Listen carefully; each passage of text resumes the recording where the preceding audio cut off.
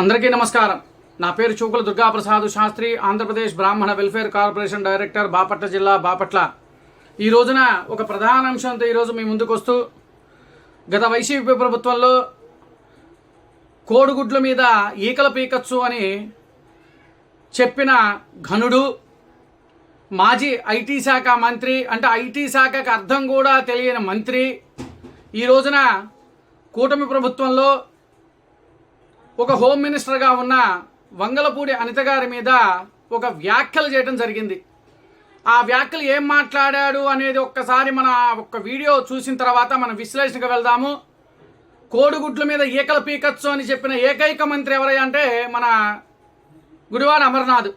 ఆయన గురించి ఒకసారి విశ్లేషణకు వెళ్దాం. ఒక్కసారి వీడియో చూడండి. ఇక్కడ ఉన్నటువంటి మంత్రులు కొంతమంది మాట్లాడుతూ ఉన్నారు. మనకు ఒక మేకప్ మంత్రి ఉంది. మీ అందరూ చెప్పాల్సింది సరిగ్గా ఇటువంటి ఎండలో తీసుకెళ్తే కేజీ బయట పడుతుంది. కేజీ పుట్టి పెట్టవచ్చు, మనం వాళ్ళు పుట్టి పెట్టుకోవచ్చు. ఆవిడ మాట్లాడుతుంది ఏమంటుంది, పూర్వం మేము చదువుకున్న రోజుల్లో మేము ఉద్యోగాల కోసం ఎదురు చూసేవాళ్ళం, ఇప్పుడు ఉద్యోగాలు మన కోసం ఎదురు చూస్తున్నారు. ఏ ఉద్యోగం అమ్మా? నువ్వు చేసినటువంటి ఉద్యోగం ఏంటి చెప్పు, మాకు చెప్పు. నువ్వు చేసిన ఉద్యోగాలు మా వాళ్ళు చేయలేరులే, మా వాళ్ళకి చేత కాదు, మా ఊళ్ళో మళ్ళీ అంతకన్నా చేత కాదు. నువ్వు వచ్చి మాటలు మాట్లాడతావు. ఒక్కసారి పని వస్తే నేను వదిలేసినటువంటి బుల్లెట్ ప్రూఫ్ కారు వదిలి తిరిగి తిరుగుతున్నావు నువ్వు. నేను వాడి వదిలేసినటువంటి నా బుల్లెట్ ప్రూఫ్ కారు నువ్వు వాడితో నా గురించి మాట్లాడుతున్నా. నీకు తెరవ ఏమైనా ఉందా అని అడుగుతావు.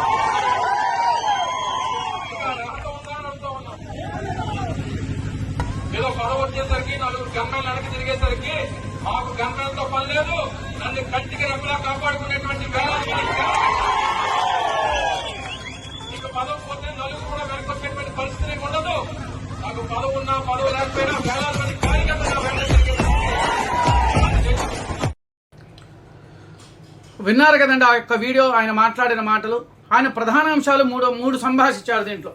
ఒకటి, వంగలపూడి అనిత గారు హోమ్ మినిస్టర్ గారికి మేకప్ గురించి మాట్లాడారు.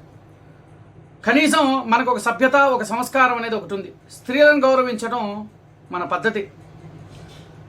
స్త్రీలు అలంకార ప్రియులు. ఏ స్త్రీ అయినా, ఏ స్త్రీ మాతృమూర్తి అయినా అలంకారం చేసుకుంటుంది. దాంట్లో తప్పు పట్టాల్సినంత అవసరం ఏమీ లేదు. ప్రతి స్త్రీ కూడా అలంకార ప్రియం కాబట్టి అలంకారంగా చక్కగా ఉంటారు. ఎందుకంటే లక్ష్మీదేవి కళ ఒట్టిపడేటట్లుగా వాళ్ళు అలంకరణ చేసుకుంటారు. తర్వాత వచ్చేటప్పటికి ఒక రాష్ట్ర హోమ్ మినిస్టర్, ఒక స్త్రీ మాతృమూర్తి, ఆమెను మాట్లాడుతున్నారంటే ఇలాంటి వైసీపీ నాయకులకి అసలు నిజంగా సిగ్గుందా అని అడుగుతున్నా. మీ ప్రభుత్వంలో కేవలము మీ ప్రభుత్వ పరిపాలనలో కూడా అప్పట్లో అందరిని ఇష్టానుసారంగా తిట్టటము, ఒక స్త్రీలనే కాదు పురుషులనే కాదు రకరకాలుగా మీరు హింసలు పెట్టిన దాఖలాలు చాలా మేము చూసాం.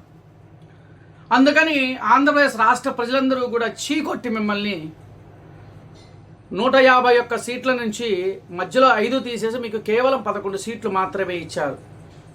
ఇక రెండో విషయంకి వస్తే కారు విషయం మాట్లాడాడు. ఈ కారు అనేది అది మీ సొంతం కాదు. మీరు ప్రభుత్వంలో ఉన్నప్పుడు ఒక మంత్రిగా హోదా ఇచ్చినప్పుడు దానికి ఆ శాఖకి సంబంధించినది మీకు గవర్నమెంట్ కొంతది మీకు ప్రొవైడ్ చేస్తుంది. అది నీ సొంత సొమ్ములాగా నీ యొక్క వ్యక్తిగతంగా మనం అని అనుకోవడానికి కాదు. ఏంటి, నువ్వు వాడేసిన కారు హోమ్ మినిస్టర్ గారు వాడుతున్నారా బుల్లెట్ ప్రూఫ్ కారు? అసలు ప్రభుత్వమే నీకు కొనిచ్చింది. అంటే ప్రభుత్వం అంటే ఎవరు? ప్రజల డబ్బులతో కొనుక్కుంటుంది. అది కొని నీకు ఇచ్చింది. అది నీదెలా అవుతుంది? నీ వ్యక్తిగతంది కాదు కదా. మరి నువ్వు ఎలా మాట్లాడుతున్నావు? అంటే నీ వ్యక్తిగతం కారు గవర్నమెంట్కి ఇచ్చావా? గవర్నమెంట్ కారు నువ్వు వాడుకున్నావా? సిగ్గుండదు మాట్లాడేటప్పుడు. అమర్నాథ్, నువ్వు కోడిగుడ్ల మీద ఈకల పీకటం తెలిసిన మంత్రివి నువ్వు, ఐటీ శాఖ మంత్రివి నువ్వు. నీ పరిపాలనలో ఒక ఐటీ కంపెనీలు తీసుకురాలే నువ్వు చేతగాని వాడివి. ఈ రోజున వచ్చేసి ఏదో సభలో మనం మాట్లాడదాము, మనం ఏదో మాట్లాడితే కాంట్రవర్సీగా మాట్లాడితే ఇది వేరే దోవలకు పంపిద్దామని ఆలోచన చేస్తున్నావే. కనీసం జ్ఞానం కూడా లేని వ్యక్తివి నువ్వు. ఇక తర్వాత వచ్చేటప్పటికి మూడోది వచ్చేటప్పటికి ఉద్యోగాల విషయాలకు చూద్దాం. ఉద్యోగాలకు మాట్లాడితే మీ ప్రభుత్వంలో అంటే 2019 నుంచి 2024 మధ్య కాలంలో ఆంధ్రప్రదేశ్ రాష్ట్రానికి నిరుద్యోగులకు ఎన్ని ఉద్యోగాలు తీసుకొచ్చారో చెప్పవలసిన ఐటీ శాఖ మంత్రివి కదా, ఉద్యోగాలకి కల్పన చేయాల్సింది నువ్వే కదా మంత్రివి.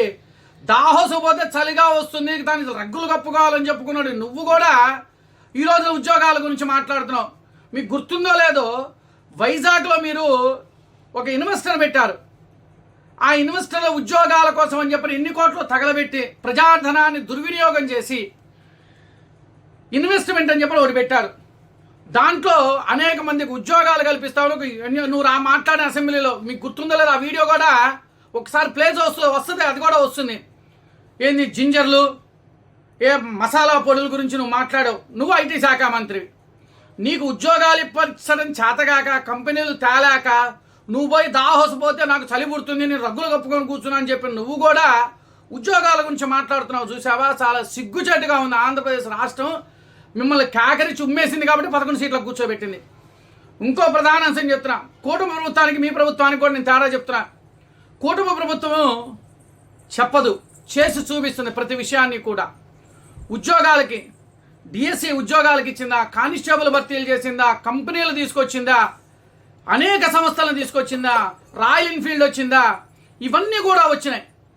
మరి మీ యొక్క ప్రభుత్వంలో మీరు ఏం తీసుకొచ్చారు, ఏం చేశారనేది రాష్ట్ర ప్రజలకు అందరికీ కూడా తెలుసు. మనం మాట్లాడేటప్పుడు స్త్రీలను గౌరవించడం మన సాంప్రదాయం. ఆ సాంప్రదాయం కూడా తెలియని వ్యక్తివి నువ్వు, ఒక మంత్రివి, మాజీ మంత్రివి. నువ్వు ఈరోజు మైకులు పట్టుకొని మాట్లాడుతున్న రాష్ట్ర ప్రజలారా, ఇలాంటి వ్యక్తులు ఏం చెప్పాలి? ఇలాంటి వ్యక్తుల మీద మీరు ఖచ్చితంగా కామెంట్స్ మాత్రం తెలియచేయండి. ఇలాంటి వ్యక్తుల్ని మనం అసలు సభ్యతా సంస్కారం లేని వ్యక్తులు ఎవరయ్యా అంటే ఈ వైసీపీ ప్రభుత్వంలో వైసీపీ ప్రభుత్వంలో కొంతమంది ఉన్న నాయకులు సభ్యతా సంస్కారం లేకుండా మాట్లాడుతున్నది చాలా సిగ్గుచేటుగా ఉంది. రాష్ట్ర ప్రజలారా ఒక్కసారి మనం ఆలోచించండి, కామెంట్స్ తెలియజేయాలని చెప్పి కోరుకుంటూ ఉన్నాను. నమస్కారం. నా పేరు చూకుల దుర్గాప్రసాద్ శాస్త్రి, ఆంధ్రప్రదేశ్ బ్రాహ్మణ వెల్ఫేర్ కార్పొరేషన్ డైరెక్టర్, బాపట్ల జిల్లా, బాపట్ల.